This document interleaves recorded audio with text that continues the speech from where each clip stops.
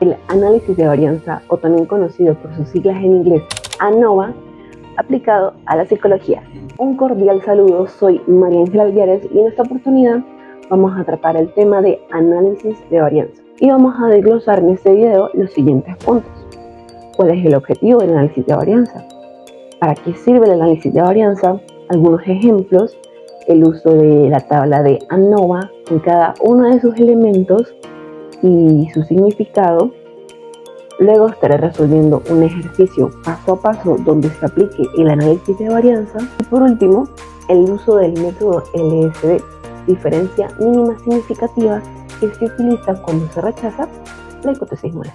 El análisis de varianza se basa en un procedimiento que tiene como objetivo determinar si dos o más grupos difieren significativamente entre los valores promedios de una variable cuantitativa. Dicho de otra forma, se contrastan las hipótesis de que varias medias son iguales, lo que sería la hipótesis nula, o de que al menos una media difiere de la otra, que sería nuestra hipótesis alternativa. El ANOVA es aplicado a la psicología, ya que permite en una investigación comparar más de dos poblaciones en base a sus datos. Esto es útil en una investigación donde se quiere establecer si existen diferencias significativas en ciertas medias entre grupos de participantes. Por ejemplo, en una investigación sobre la efectividad de diferentes terapias o tratamientos. Un caso donde se puede aplicar el análisis de varianza es, por ejemplo, en un grupo de pacientes psiquiátricos que están bajo 3 diferentes terapias: asesoramiento, medicamentos y deporte, y se busca establecer cuál de estas terapias tiene mejor efectividad. Otro caso: un grupo de psicólogos está investigando los efectos sobre el ritmo del desarrollo intelectual en los niños de 4º grado de primaria, producidos por el tiempo del uso del celular. Los niños se han dividido en 3 categorías. La categoría 1, que son los que pasan menos de 1 hora diaria. La categoría 2, los que lo usan entre 1 o 2 horas. Y la categoría 3, los que lo usan más de 3 horas diarias. Seleccionan a 4 alumnos de cada categoría y se les realiza una prueba de ejecución para resolver problemas y así establecer si hay diferencias entre estas 3 categorías. Ya conociendo qué es un análisis de varianza, ahora vamos a la construcción de la tabla ANOVA.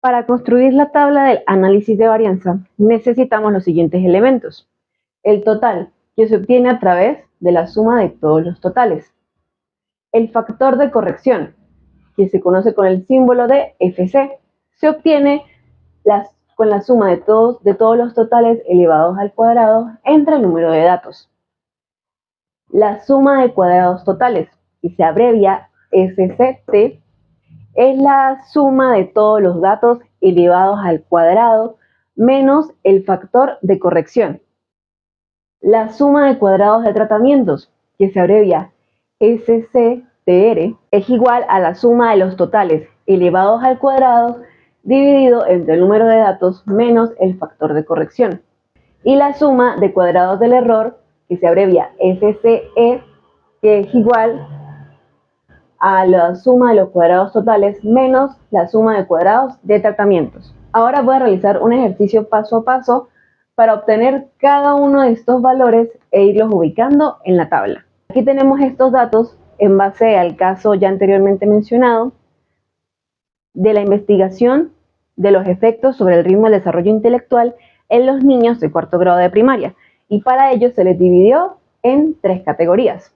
La categoría 1, que representa a los niños que usan el celular menos de 1 hora diaria; la categoría 2, los que usan el celular entre 1 y 2 horas; y la categoría 3, los que usan el celular durante más de 3 horas. En cada categoría se seleccionaron 4 alumnos, por eso tenemos 4 datos en cada categoría.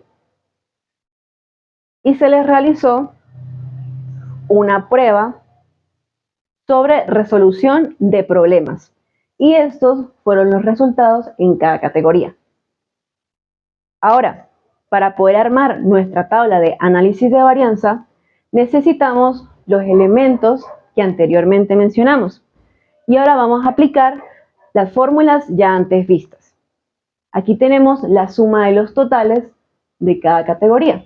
Y eso nos da 193.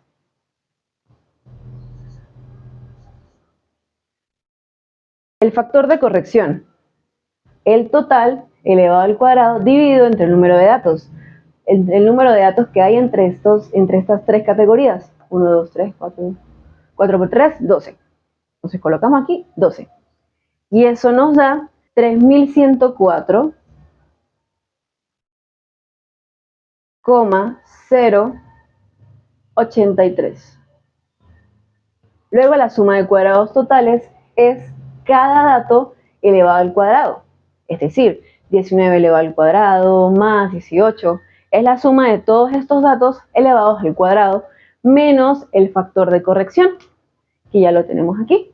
Y eso nos da 50,917. Ahora la suma de cuadrados de tratamiento es la suma de los totales elevados al cuadrado dividido entre el número de datos en cada categoría. En cada categoría hay 4 datos, por ende se divide entre 4, menos el factor de corrección, 3104,083, y eso nos da 45,167.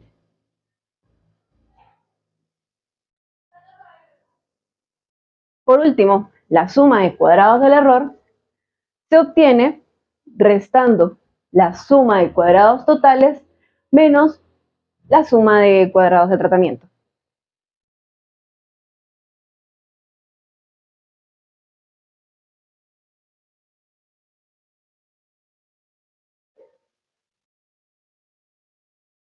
Y eso nos da 5,75.